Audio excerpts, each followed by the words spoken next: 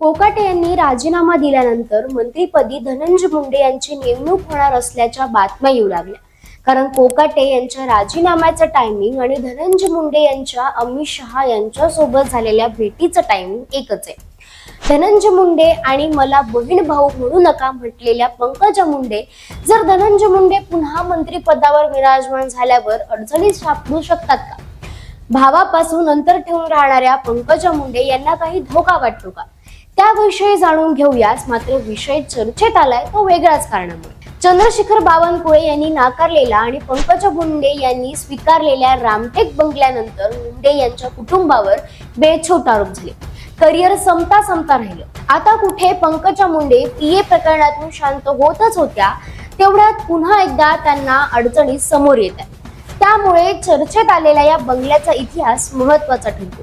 गोपीनाथ मुंडे, शरद पवार, छगन भुजबळ, विलासराव देशमुख या रामटेक बंगल्यात राहिलेल्या सर्वच मंत्र्यांच्या मागे साडेसाती लागते. म्हणजे लवकरच खातं बदलतात, वादात सापडतात किंवा मंत्रिपदातून बाहेर पडतात.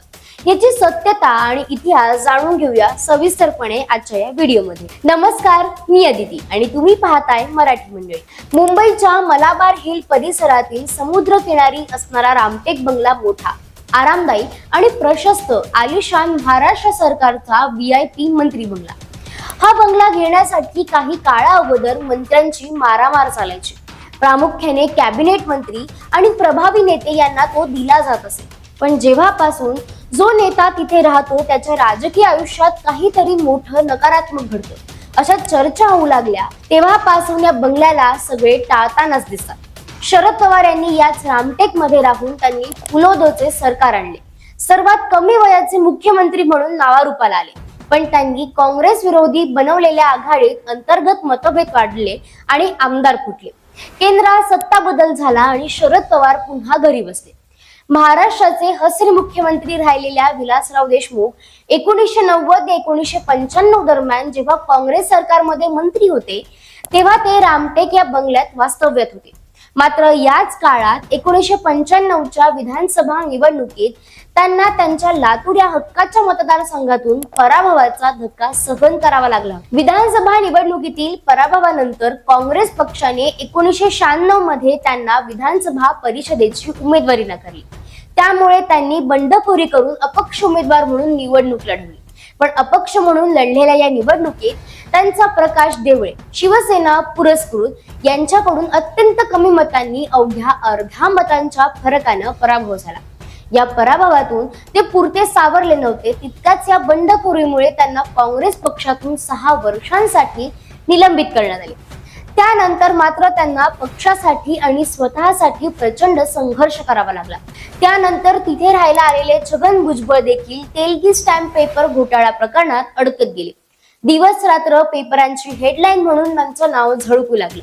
कोर्ट केस, तेलगी यांची माहिती आणि जेलवारी नंतर त्यांच्या सोबत घडलेला प्रकार सगळ्यांनाच ज्ञात आहे. 2019 मध्ये राज्यात महाविकास आघाडीचे सरकार आले. या सरकारमध्ये भुजबळ यांना अन्न आणि नागरी पुरवठा मंत्रालय मिळाले. पण भुजबळ मंत्री असलेले माविया सरकार 2.5 वर्षात कोसळले. परिणामी पुन्हा विरोधात बसावं लागले. मुलाच्या तिकिटांसाठी धडपड करत असताना मराठा आरक्षण चिघळलं आणि स्वतःची आमदारकी वाचवण्यासाठी देखील या मंत्र्याला पुरती दमछाक करावी लागली. महायुती देखील आपलं राजकीय अस्तित्व टिकवून ठेवायला त्यांना धडपड करावी लागत आहे. भाजप तळागाळात पोहोचवणारे, भाजपला चांगले दिवस आणणारे भाजपचे ज्येष्ठ नेते एकनाथ खडसे यांनी बंगला स्वीकारताच स्वकीयांकडूनच त्रास सहन करण्याची वेळ आली. भोसरी जमीन घोटाळ्याच्या आरोपांना सामोरं जावं लागलं आणि ते मंत्रिपदावरून बाहेर पडले, जिथून त्यांचं राजकीय अस्तित्वच धुळीत मिळालं. मागून आलेल्या लोकांनी त्यांना कुरघोडी करत राजकारणातून बाजूला सारलं. हे होते काही मागचे इतिहासातील नाव. मात्र मागच्या सरकारमधील मंत्री राहिलेल्या दीपक केसरकर यांनी देखील अनेक परिणाम भोगले आणि सध्या भोगतायत.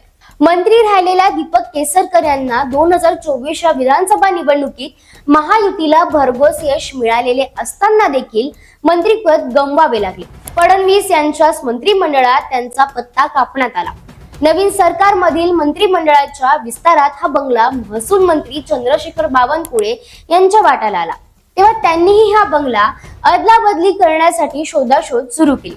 शेवटी पंकजा मुंडे यांनी याच घरात गोपीनाथ मुंडे राहत असल्याने माझा या बंगल्याशी भावनिक नातं असल्याचं सांगत बंगल्याचा स्वीकार केला.